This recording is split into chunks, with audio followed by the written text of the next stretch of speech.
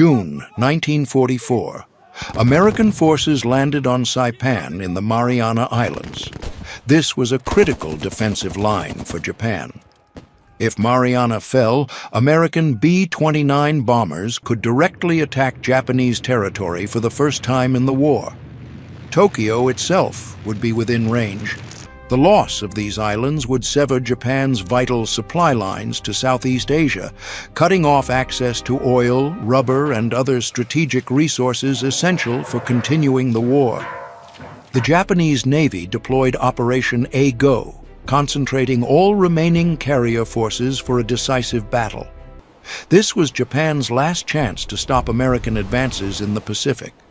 Shokaku was one of 9 carriers mobilized, along with 5 battleships and 34 cruisers and destroyers. The Japanese fleet represented nearly everything Japan had left after 2.5 years of brutal attrition warfare. Shokaku, a Shokaku-class aircraft carrier. Launched in 1939, completed in August 1941. Full displacement, 32,105 tons, length 257.5 meters, maximum speed 34.2 knots. Carried 72 combat aircraft. At the time of completion, Shokaku was one of the most advanced aircraft carriers in the world, featuring improved armor protection, better damage control systems, and superior aircraft handling facilities compared to earlier Japanese carriers. From December 1941 to June 1944, the ship participated in 7 major campaigns: Pearl Harbor, Indian Ocean raids, Coral Sea, Eastern Solomons, Santa Cruz, and operations around Guadalcanal. At Pearl Harbor, Shokaku's aircraft helped destroy Battleship Row and damaged numerous American vessels. At Coral Sea in May 1942, she was hit by 3 1,000-pound bombs from USS Yorktown dive bombers, suffering significant damage but managing to return to Japan for repairs. At Santa Cruz in October 1942, she took at least 3 more bomb hits, but again survived. The ship had proven remarkably resilient, earning a reputation as unsinkable among her crew. In June 1944, Shokaku belonged to Carrier Division 1, Carrier Force A, under Admiral Ozawa Jisaburo. She sailed alongside her sister ship Zuikaku and the new armored carrier Taiho. These 3 ships formed the core of Japan's remaining carrier striking power. The Americans had 15 carriers, 7 battleships, 58 cruisers and destroyers, complete superiority in numbers and pilot quality. More critically, American pilots averaged over 300 flight hours before their first combat mission. Japanese pilots now averaged fewer than 100 hours. Admiral Ozawa knew his forces were weaker, but hoped to exploit the longer range of Japanese aircraft. Japanese planes could attack from 300 nautical miles, American planes only 200 nautical miles. The plan, Japanese aircraft attack, then land at Guam airfields to refuel and rearm, attack again on return journey. This shuttle bombing strategy would theoretically double Japan's striking power.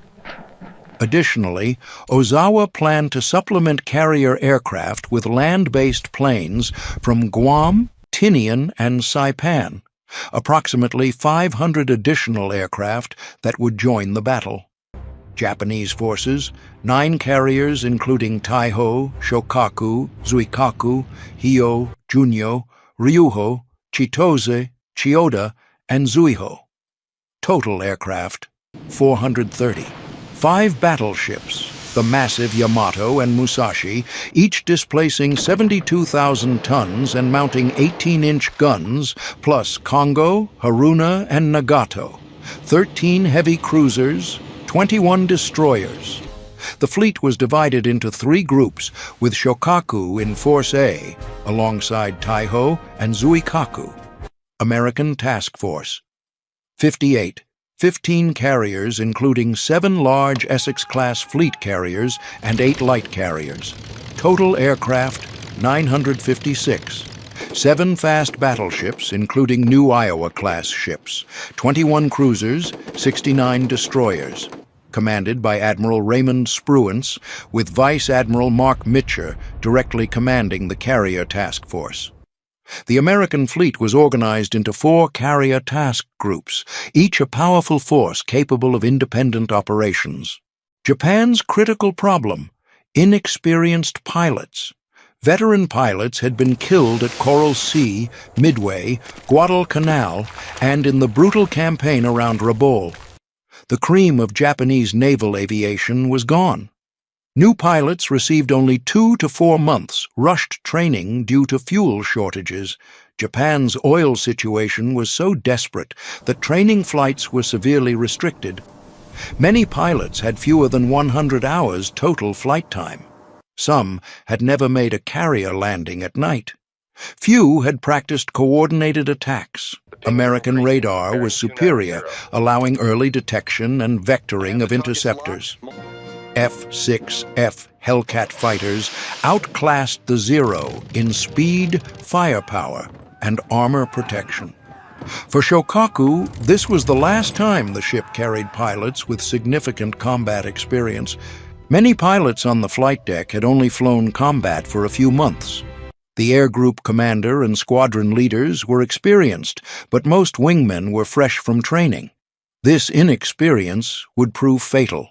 Early morning, position 13 degrees north, 135 degrees east, Philippine Sea. Shokaku and other carriers proceeded eastward at 20 knots. The sea was calm, visibility unlimited. Perfect flying weather, but also perfect conditions for American radar operators. Target: American fleet supporting the landing at Saipan, about 300 nautical miles away.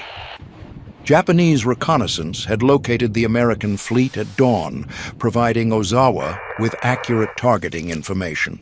At 8:30, Shokaku launched 69 aircraft, a mix of Zero fighters, Val dive bombers, and some of the newer Judy dive bombers. This was part of 430 aircraft from the entire Japanese fleet attacking that morning in 4 separate waves. On the flight deck, young pilots, most with only 2 to 6 months training, boarded their planes. Some were visibly nervous. Deck crews wished them luck. Aircraft took off in waves, forming up overhead before heading east into the rising sun. The launch was smooth and professional. Shokaku's deck crews were among the best in the Japanese Navy. After 90 minutes, American radar detected Japanese aircraft from 150 nautical miles away. The Americans had been expecting this attack. Task Force 58 launched 450 F-6F Hellcat fighters. The Hellcats climbed to altitude, positioned by radio guidance from ships' combat information centers. American fighter directors had near-perfect information about enemy altitude, speed, and numbers. At 10:36, first contact. Hellcats intercepted Japanese aircraft at altitudes between 17,000 and 25,000 feet. What followed was a one-sided massacre that American pilots would remember as the Great Marianas Turkey Shoot. Aircraft from Shokaku and other ships were shot down in droves. Inexperienced young pilots could not match veteran American pilots and superior Hellcat fighters. The Zero, once the terror of the Pacific, was now outclassed. The Hellcat was faster in a dive, could absorb tremendous punishment, and packed 650 caliber machine guns. Japanese pilots tried to use their traditional tactics, tight turns exploiting the Zero's maneuverability, but American pilots refused to dogfight. They used boom and zoom tactics, diving from altitude, firing, then climbing away using superior speed. Japanese pilots who broke through the fighter screen faced walls of anti-aircraft fire from American ships. New proximity-fused shells detonated near aircraft without requiring direct hits, devastating tight formations. The first wave lost 42 of 69 aircraft. Only 27 survived, and most of these were damaged. Not a single bomb or torpedo hit an American ship. Worse, some pilots radioed back, claiming they had sunk carriers, false reports that convinced Ozawa his attack was succeeding. Subsequent waves met similar fates. Within the next 30 minutes, the second wave of 128 aircraft was intercepted. 97 were shot down. Only 31 returned to their carriers, many so badly damaged they could not fly again. The third wave of 47 aircraft lost 40. Most never reached the American fleet.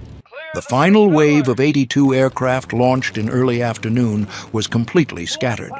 Some pilots could not find the American fleet. Others ran out of fuel searching. 73 aircraft were lost. Summary: Japan lost over 330 aircraft on the first day. America lost 29 aircraft, mostly to accidents and anti-aircraft fire from their own ships. American pilots called this the Great Marianas Turkey Shoot. One Hellcat pilot remarked it was like an old-time turkey shoot back home. For Japan, it was a catastrophe. 2 years of pilot training destroyed in a single day. Meanwhile, Shokaku remained safe, maneuvering in formation. The ship was preparing to recover surviving aircraft. Flight deck crews stood ready to service returning planes. No one aboard knew disaster was approaching beneath the waves. USS Cavalla, SS-244, a Gato-class submarine, had been silently tracking the Japanese fleet since early morning. Cavalla was on her first war patrol, having departed Pearl Harbor only weeks earlier. Commander Herman Kostler, her captain, was an experienced submarine officer determined to make his first patrol count. Throughout the morning, Cavalla had been following the Japanese fleet at periscope depth, reporting positions to Pearl Harbor. Kostler had watched Shokaku launch her morning strike. Now, the carrier was vulnerable, recovering aircraft. Around noon, Cavalla rose to periscope depth. Kostler observed through the periscope. Shokaku moving at 20 knots, position 12 degrees north, 137 degrees 25 minutes east, range 3,000 yards. The carrier was magnificent, over 800 feet long, displacing over 30,000 tons, her flight deck crowded with aircraft. 2 destroyer escorts patrolled around her, but they were focused on air threats, not submarines. The destroyers were screening ahead and to the sides, leaving gaps in coverage. Kostler made his decision instantly. This was the opportunity he had been waiting for. 3 minutes later, Cavalla moved closer, running submerged at flank speed.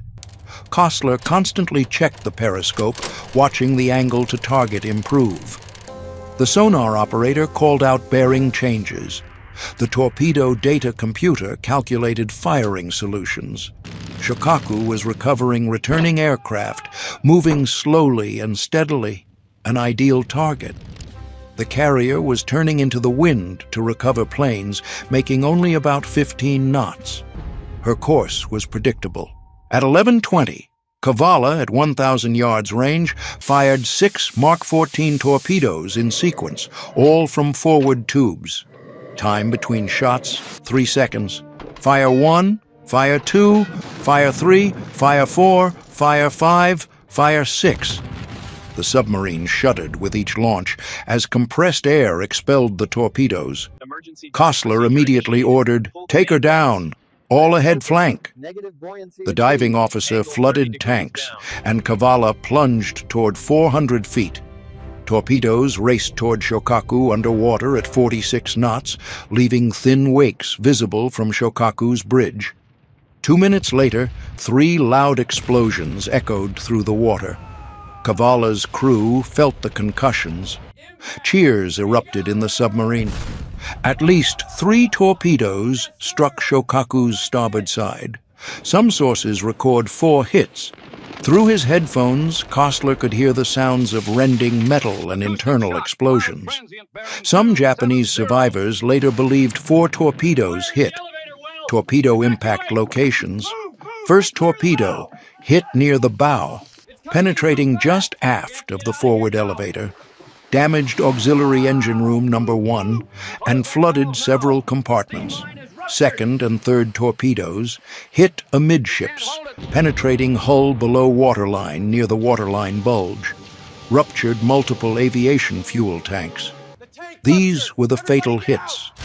Possible fourth torpedo hit near stern, possibly causing flooding in after engine spaces. Initial damage assessment in first 40 minutes. Engine room number 1 completely flooded, crew evacuated. Ship lost 6 knots speed, reducing maximum speed from 34 to 28 knots. Aviation fuel tanks ruptured. Approximately 20,000 to 30,000 gallons of high-octane aviation gasoline began leaking into ship's spaces. Fire suppression system partially damaged. Some sprinklers and pumps offline. Electrical systems suffered damage. Several circuits failed, reducing pumping capacity. Ship began listing slightly to starboard, about 2 degrees initially. Meanwhile, Cavalla dove deep to evade destroyers. One destroyer, Urakazi, immediately charged toward Cavalla's position. The destroyer's sonar had detected the torpedo launches. Within minutes, Urakazi was overhead, dropping depth charges. 106 depth charges were dropped over the next 3 hours in a methodical, professional attack pattern. Cavalla twisted and turned at 400 feet, changing course frequently. The submarine's hull groaned under pressure. Light bulbs shattered. Cork insulation rained from overhead. But Cavalla's hull held. No major damage occurred. Kostler and his crew waited silently, sweating in the tropical heat. After 3 hours, the depth charging ceased. Cavalla had escaped.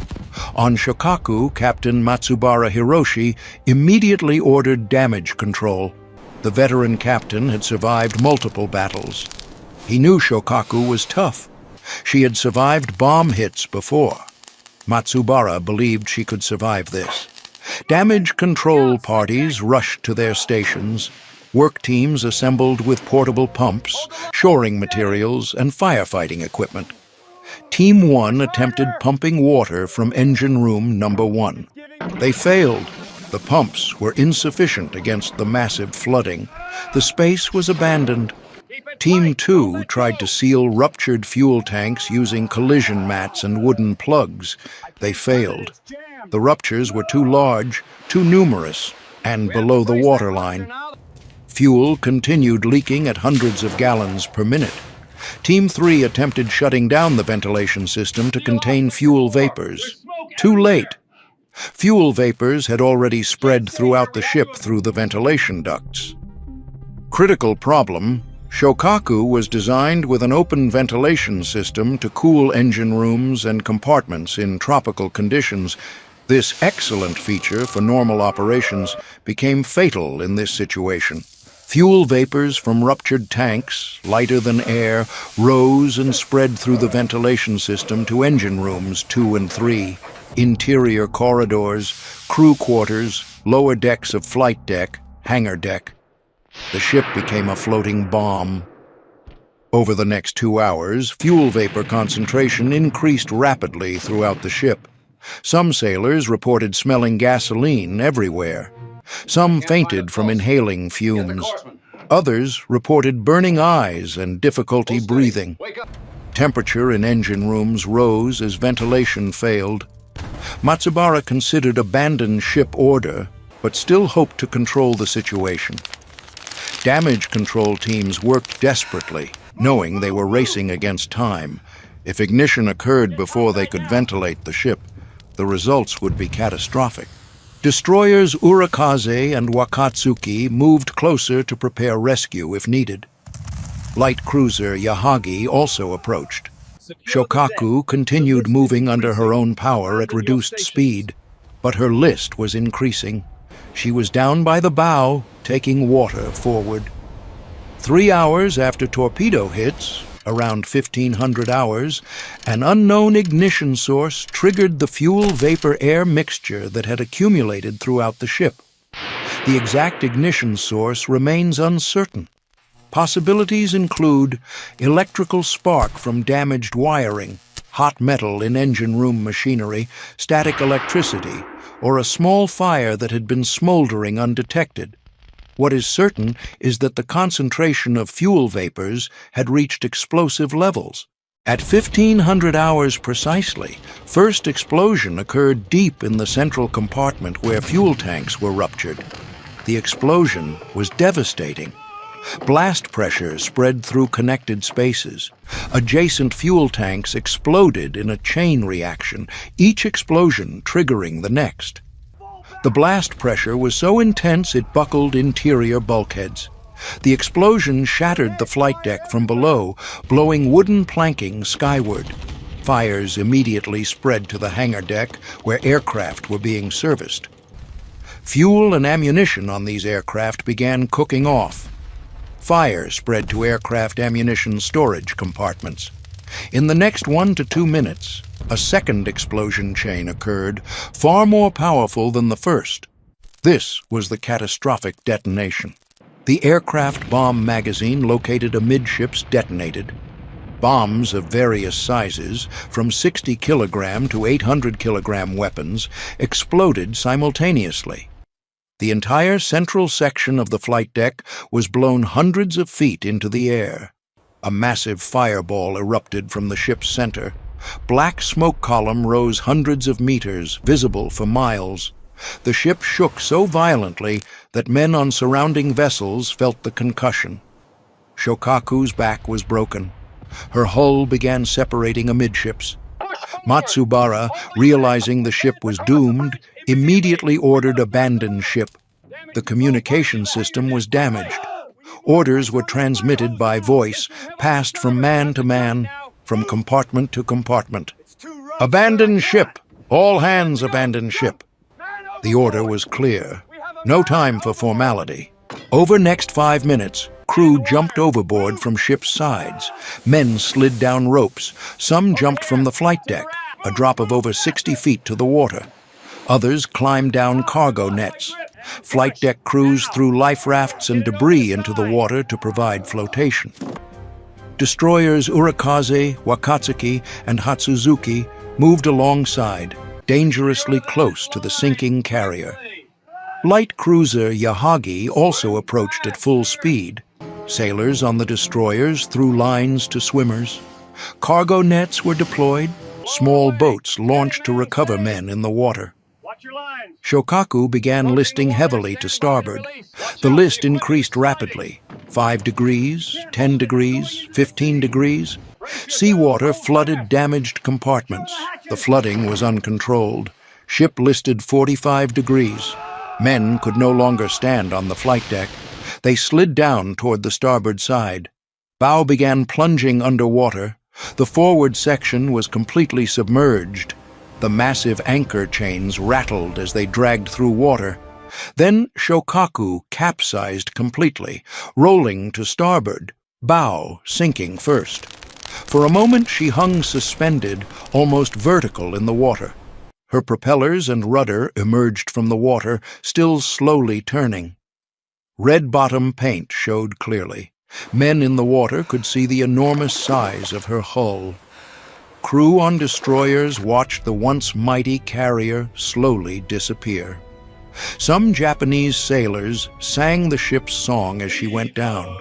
Others simply watched in silence, tears streaming. At approximately 15:10, 3 hours and 50 minutes after torpedo hits, Shokaku's stern slipped beneath the surface. She sank completely at position 11 degrees, 50 minutes north, 137 degrees, 57 minutes east. Water depth at that location, approximately 5,400 meters, over 3 miles deep. Shokaku plunged into darkness, leaving only debris and swimmers on the surface.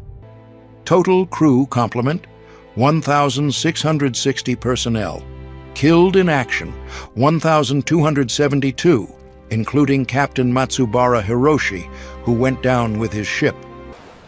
Survivors, approximately 570, rescued by light cruiser Yahagi and destroyers Urakazi, Wakatsuki, and Hatsuzuki. Rescue operations continued for several hours. Many survivors suffered burns, injuries from explosions, or fuel ingestion. Some died later from their injuries. The Battle of the Philippine Sea lasted 2 days, June 19th to 20th, 1944. This was the greatest defeat of Japanese naval aviation in the war. The scale of the disaster cannot be overstated. Japan's carefully rebuilt carrier air groups, representing over a year of training and preparation, were destroyed in 2 days. Overall results: Japan lost 3 fleet carriers, Taiho, Shokaku, and Hyo.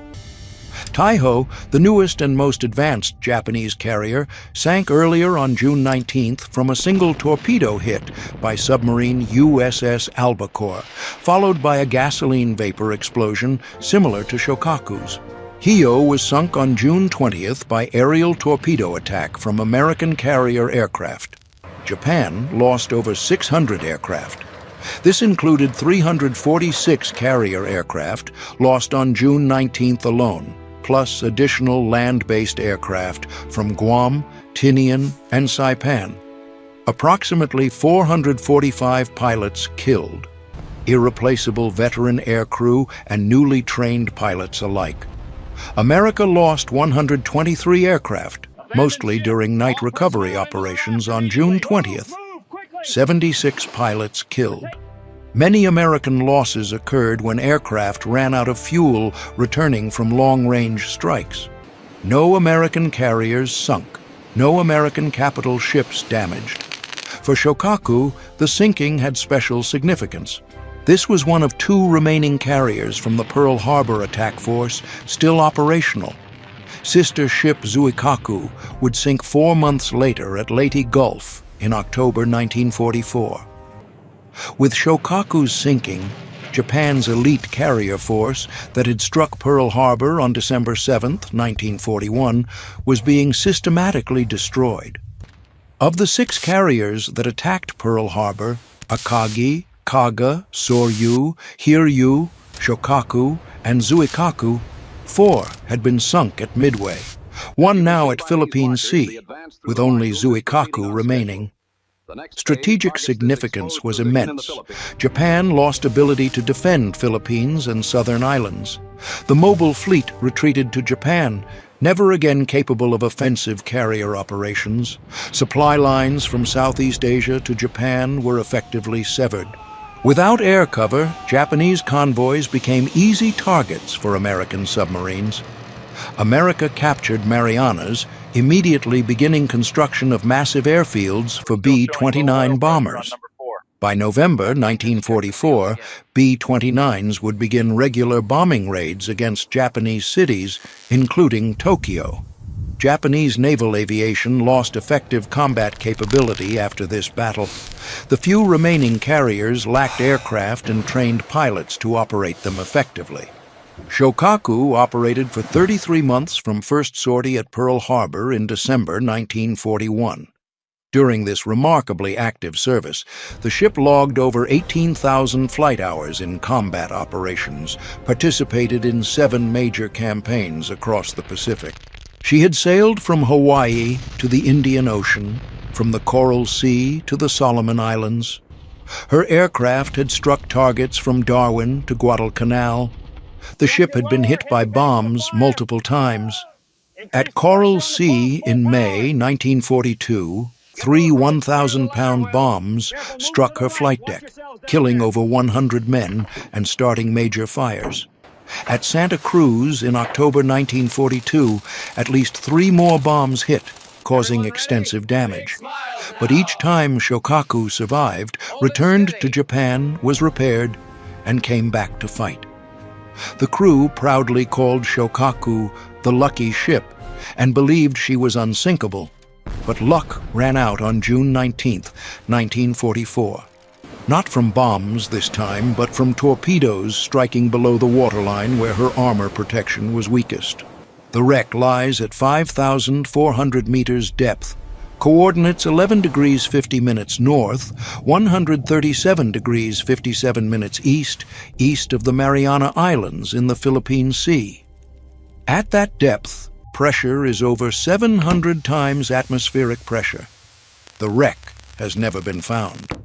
Modern deep-sea exploration technology could potentially locate her, but the search area is vast and the depth extreme.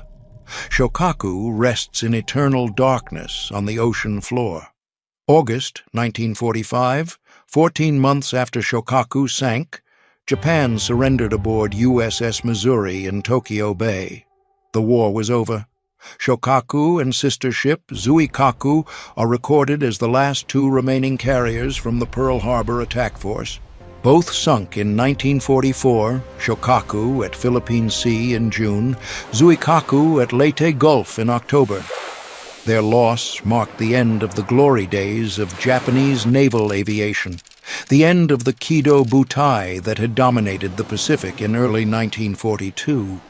With them died Japan's dreams of victory in the Pacific War,